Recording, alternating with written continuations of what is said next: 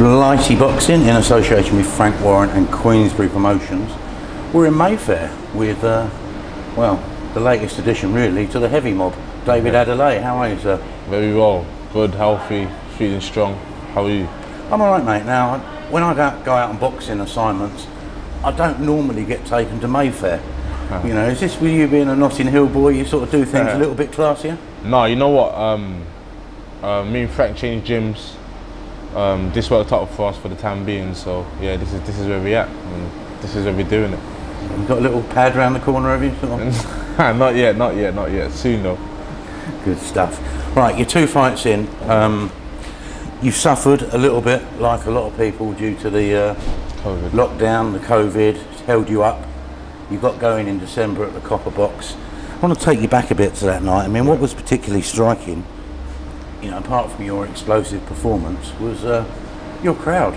Yeah. There was something else on the night, weren't they? Yeah. There seemed to be loads of them, and you thought, wow, where did that come from? Yeah. You know what? You don't really take no notice of it when you're actually fighting. It's only when I watch back over the replays and the videos inside the arena of the actual fight, you hear how much noise they were making. So yeah, it was all good support. Good support. It's huge, though, wasn't it? I mean, how many must you have had there?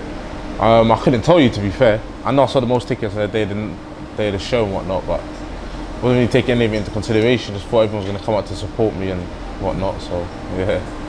Now, think back to the performance. I remember watching it and you thinking, he possibly got a little bit right-hand happy in that fight. Yeah, I did. But was it just your debut got a bit carried away? Yeah, debut got a bit carried away.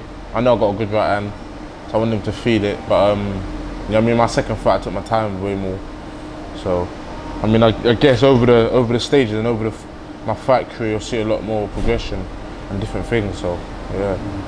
Was it a conscious decision though when you looked back at that first fight and thought, now I need to slow that down a bit and try different things and not sort of be well, not a one-trick pony, but you know what I mean? Yeah, I mean, I've got a good jab, I've got a good left hand as well, so I've got to use that as well as my right hand. So I thought, you know what, I got it in my arsenal already, so I might as well use it. But yeah, so it was all about learning, doing different things on the actual night. I could do it in the gym, and then doing it on the night's another thing. So it's about learning. Of course, the contrast between your first and second fight couldn't be more marked, because like you say, you had those hundreds and hundreds of supporters making a racket at the Copper Box, to just up the road from the Copper Box, the BT studio with probably 60 people in, and everyone with a job to do, and no one really cheering. So it's, that must have been a bit weird. Bit different, but like I said to everyone, I spar with nobody in the gym anyway. The gym gets cleared out when I'm sparring, and I take that just as serious. So I knew it was nothing sort of out of the ordinary, and because I just came from the amateurs, especially as a super heavyweight, I always used to fight last. So by the time I got on the show, it was just a few people I brought down, the cleaners and the judges watching, so it was no different. How did you assess that performance?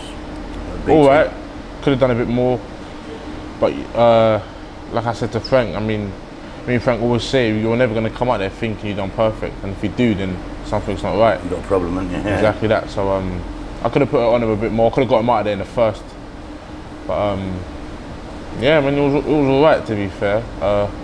Like I say, over the years and with a lot more fights, you'll start to see a lot more different things. Pleasingly, I mean, I know nothing's been announced yet, but it looks like you're out again pretty sharpish, doesn't it? So that's the ideal scenario for you. Most definitely, especially at this sort of stage of my career when I'm like a novice in a pro game. I mean, the best thing to do is get experience by getting in the ring, and you can never have too much knowledge and you can never fight enough, so I'd fight every week if it was down to me. I mean, I think Frank said to me, if it wasn't for that lockdown, he would have had you out 4 or 5 times by now, in a similar fashion to what they did with Daniel. Yeah, of course. How did you cope with that, being sort of holed up for 2 months? It's hard. Obviously, you've got to look at the bigger picture. I mean, nobody was fighting. It would have been harder for me if I wasn't fighting and everyone else was fighting, but because nobody was fighting, the situation a lot easier. But I ticked over, stayed in the gym, did what I needed to do, stayed fit, and now we're back to it. You go sort of running around Notting Hill for your hours exercise every day, did you? Yeah, exactly. You know what, I was doing a lot of road work, ticking over. When the quarantine actually happened in the beginning and nobody was allowed out, then obviously I stayed at home. I was doing a lot of home workouts, my press-ups and my sit-ups and whatnot. But yeah, when it started to ease off a bit, I started to do my road work. Hell of a relief though, wasn't it? Yeah, most definitely. I mean, I'm not I'm not really a housebody anyway, so I like to be out and whatnot and training outside. Do you live on your own, or you with your mum, or? No, I'm still at my mum. So yeah. Naturally. Yeah, naturally. My mum is looking after you. Yeah, exactly that. Exactly that. Now, one thing that has happened in between your first and second fight, when I spoke to you ahead of your debut, you were going to plot the professional course with your amateur coach. Now, in between the first and second fight, you've moved on. You're now with old Frank Greaves. Tell us the thinking behind that. Just a lot more. We needed a structure. Everything needed to kind of be regimented. It wasn't the amateurs anymore. And I was doing a lot of things. I was doing in the amateurs, and it was repetition. And you know, some of the training sessions, when they say when the love's gone, or well, not when the love's gone, but you know, when the bond's not there as much anymore, you just got to kind of move on. We still talk and whatnot. But yeah, I just needed that sort of that pro aspect to it. Whereas I knew what I was doing, everything was regimented, and these are the things you're going to be doing. This is what you shouldn't be doing. Is this something that just dawns on you over time, and you sort of think to yourself, I need to have a change? Or is it the fact that you sort of maybe look, now you're in the pros, you look at what other pros are doing and their setup? I mean, how does it work? Both. Like you say, it kind of dawns on you and you start to think, you know, I need to do some things different. And you look at other pros as well. And I had Frank coming in anyway. Frank was there for my debut. So Frank was coming in. Then for my second fight, was coming in a bit more. And we're just going over a lot of things, taking over a lot of things. And I liked how Frank was going about it. You know, it was, like I said, it was more regimented. The structure that he was kind of teaching me was more pro-orientated. So I thought, yeah, this is probably better for me. Does it feel different now? Do you feel like you're benefiting from it? Most definitely. I think, I wouldn't say my style's changed, but I think a lot of things in my sort of... Your mindset's got to change, hasn't it? Yeah, no, my mindset's changed completely, and training's changed as well. Wasn't sort of the same sort of level we're doing for my debut, but I mean, I was fit for my debut, and I'm fit now. So, I mean, what I did for my debut was perfect, but now it was just more. Frank wanted it a certain way, so we're just doing it the way that he thinks is best, and yeah, I think I've got a lot more to offer now. Now we're here at roughly 6:30 in the evening in Mayfair. Is this your normal routine, sort of training in the evenings? No, it's not. It changes. So it depends. I got sparring some days and whatnot, and I'm sparring some other days, so it all changes. On the subject of sparring, now you've brought us onto that, I suppose an obvious port of call for you, and I don't suppose it's something you want to do all the time, but it's the Peacock, isn't it? You've got Daniel over there, you've got Dorian over there. It's kind of sparring on tap. How's that been? Good work. You know, sparring with everyone in my division is sort of shows me where I'm at, and you know, I don't have problems with nobody when I'm sparring, so I must be doing something good. When you're in the gym together, are you and Daniel sort of puffing out your chests and sort of giving each other the blank and sort of ignoring each other, are you? Sort of, I can't imagine you go in there fist pumping and all that. So. I went there a few months ago, and yeah, we didn't talk to each other at all. Got in the ring, traded punches, got out the ring and left it. But you know, I've gone in there a bit more, and yeah, you know, so obviously respecting what I do, and actually he says hello to me and whatnot. We say hello to each other. Don't go as far as have conversations, but we say hello to each other, get in the ring, do our rounds, jump out, and that's it. So it's very business-like, you'd say? Yeah, exactly that. I mean, I know you're not going to tell tales or anything like that, but would people pay to have a watch of those? 100% they would. 110% they would. I mean, nobody likes to back down. I don't like moving back, he don't like moving back, so it's real good spars. I called Frank was on the phone to me actually the other day, and I told him come down and watch one of the spars. So, I mean, if we ever go back there again, or if we do end up going there soon, hopefully Frank can give his opinion on it. Now Daniel, I'm not sure where he's at now, probably about 14 fights. Yeah. You're on 2. I mean, how far do you consider yourself off the pace with him? I mean, I want to stay as active as possible, get as much fights as possible, all the title fights, that, you know, when the time's right and whatnot. So, I mean, with God's timing, you just never know. It could be next year. I mean, it could be 12 months, it could be 18 months, it could be 8 months, just don't know. Is he in your sights then? You fancy like getting in with him in 12 months? Sort of, is that something that's yeah, 100%, 100%. I mean, 12 months time, God willing, I would be at least 10, 11 and 0. And yeah, I mean, having these sort of fights and the way Daniel's going now, he's closing in a world title shot. So if I get given that world title shot, trust me, I'll be taking it with both my hands. Well, after 10 or 11 fights? Yeah, 100%. I mean, one thing with Daniel's sort of progression, almost from about 4 fights in, it's been titles all the way, hasn't it? He's sort of like, I think he's won something like 10 belts. Now, okay, people will say some of it wasn't overly competitive, but he is getting that championship experience, isn't he? He's took that winning habit, that know-how. He is. Do you fancy, what I'm trying to say is, do you fancy following his trajectory? No, I've got my own sort of path. Daniel's got his own. So whatever's best, you know, like I said, you can't be God's timing. Whatever he's got going through him, whatever I got going through me, is obviously going to be two different things. We'll meet somewhere in our journey, but I mean, how they move me is how they move me, and you know, when the time's right, and sit down with my coach, and when he says the timing's right, then we go for these things. Did you encounter any of Daniel, Joe Joyce, people like that across your amateur days, and you know, all London boys? Did you know about each other? Yeah, I mean, I sparred both of them, sparred both boys and whatnot. But the boxing circuit in England is very small. I mean, everyone sort of knows everyone, so you start to learn about all of these other heavyweights when you're coming up through the rankings. So yeah. Now then, this week has been a little bit of probably a surprise development, in that Frank has sort of thrown down the gauntlet to Matchroom and said, let's start making some matches. In the future, I mean, that could possibly work to your benefit when you look at, maybe, they haven't got many over their side, but they've got people like Fabio Wardley and people like that. Do you sort of think, oh, I'll have a bit of that, Frank? Not think, I know I'd have a bit of that, and I know what I do to these boys. So if they put me in there now as a 2-0 novice in the heavyweight division as a pro, trust me, them boys would know about it. I mean, if you look at someone like Wardley in particular, I mean, he's not that experienced himself. Would you say that's a natural fight for 2 months' time? That's a natural fight for this month. I'll take that fight this month, seriously. I'll take I'll take him, who other heavyweights does he have? I'll take all of them heavyweight. And seriously, there's no fuss about it. Like I say to you, Frank puts me in there with these experienced pros in sparring. He knows what I'm capable of. And if Frank's like to me, listen, Dave, this fight's popping up. Let's go for it. Trust me, I'll be taking it. I'll take you kind of a little bit back to the beginning.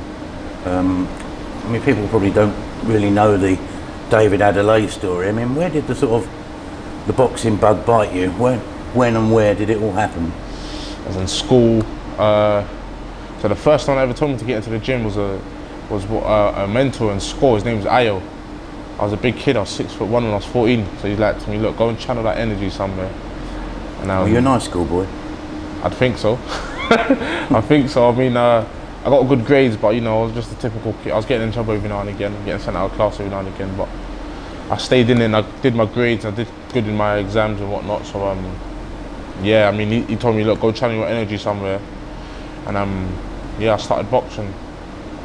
So you'd have been a big unit even back in your school days. I mean, you'd have had huge physical advantages over a lot of your sort of contemporaries. Did you play to that advantage, or were you the nice big kid? No, I think I was a nice big kid. Seriously, I had a lot of friends, and well, it shows now, doesn't it? Yeah, You're buying tickets. So. Yeah, exactly that. Oh yeah, I had a lot of friends, and I think a lot of people liked me in school. So from that mentor sort of encouraging you to get off some energy in the gym, where did that translate into the beginning of your boxing journey? So yeah, obviously went down the boxing gym, started training, got into the ABAs, and then I won the ABAs after 1 year, and I thought, you know, maybe I should stick at it and see where it takes me. And I fell in love with the sport straight away. I started sparring, I think my second or third session in. So, and I was sparring with a lot of the seniors that were way more experienced than me, but also because I was big, I couldn't spar nobody my age anyway. So. Now you were, like you say, you were a successful amateur who's doing well at ABA level. You won, I think, junior ABAs and also senior ABAs. How much of a bind was it to tear yourself away from the prospect of international amateur experience, i.e. following up those successes by joining up with GB and things like that, to put your education first and 3 or 4 years of your life up in Wolverhampton at university? How much of I don't know, but a difficult decision was that? It wasn't too difficult. Education came first. You know, boxing's not a game that lasts forever.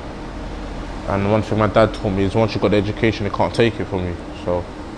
But did you look at what, say, other international or British heavyweights of your level were doing, and you know, fighting all over the world in tournaments, and you were in Wolverhampton? Did you sort of think, I could be falling behind here? I didn't really, you know what, I didn't really think that, to be honest. I mean, I could see a lot of people having a lot more fights and whatnot, and obviously I wasn't as active as I would like to have been because I was up in Wolves, but I was still taking over, and I was still training, and I was still fighting. I was coming down to London training, so yeah, you look at it, but at the same time, I knew I was on my own sort of journey, so I wasn't really focused on them, you know. I was in my own lane, and I was worrying about what was in my lane rather than the lane next to me. So you had it mapped out, and it was sort of, whatever will be, this is the way we're going. Exactly that. I mean, this is the journey I'm on. If it works, it works. If it doesn't, it doesn't. And you can only hope for the best. So, yeah. You're a graduate boxer in business management, is that right? Yeah. How do you see that playing out in your future? You know, and when do you see that coming into play? It's coming to play already. You know, I sit down and everything that's put forward to me, I kind of know what I'm dealing with already. So, you know, papers are put forward to me, I know what I'm doing, and you know, I think I know how to read contracts pretty good enough. So, obviously, I've got people that are around me as well. My manager, I've got my dad, I've got my brother, I've got my sister. They all sit me down, you know, keep me humble, keep me grounded, and you can never stop learning. So even though I know much about business, I can never stop learning. I'm still learning more things now that I've finished uni. So, yeah. How did the relationship with Jonathan Barnett come about? Because people will associate Jonathan with major football players, you know, other sort of, a few other sports, but mostly football. How did that come about? So we had a mutual person, Namdi, and he brought us together. We had a meeting, and yeah, just took off from there. He's obviously Barnett heard what I was doing in the boxing scene. He's got no history in the sport, really, has he? No, he brought Lennox Lewis. Really? Yeah. He was actually connected with Lennox Lewis. I didn't realise that. Yeah. I knew Maloney was. I didn't realise Jonathan Barnett was. Yeah. He was connected with Lennox Lewis. So he left the sport years ago, and just thought, you know, he would come back now. So with you, hopefully he's raising the next Lennox Lewis. So yeah. You signed with Frank. Is that everything you expected so far? You see only good things on the horizon?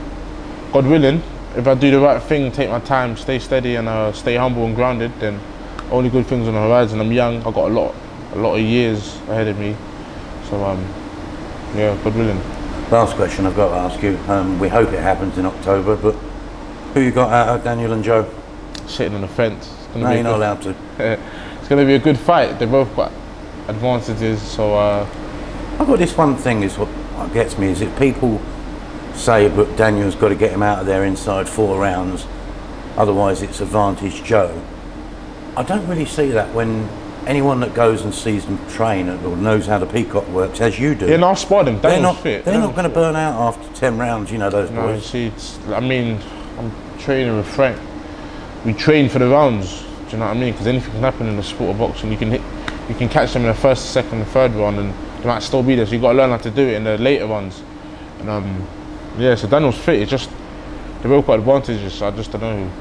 It will be a good fight. I watched that fight as a fan. You want to be on that show as well, won't you? Yeah. It'll be a good experience, and especially in these sort of stages in my career. So as time goes on, I would have been there, experienced it already. Right, David, I'm going to let you do some training now. I'll ask you a question. Go on. How did you see the fights? My first and second. Your first one, I already mentioned to you. I thought you went in a little bit right hand happy. Yeah. But you got the job done, and it was understandable because, you know, because you're excited with your debut and everything. The second one, I'm trying to think about it now. Oh. I think I'm not qualified. I might put this out there. I'm not qualified at all.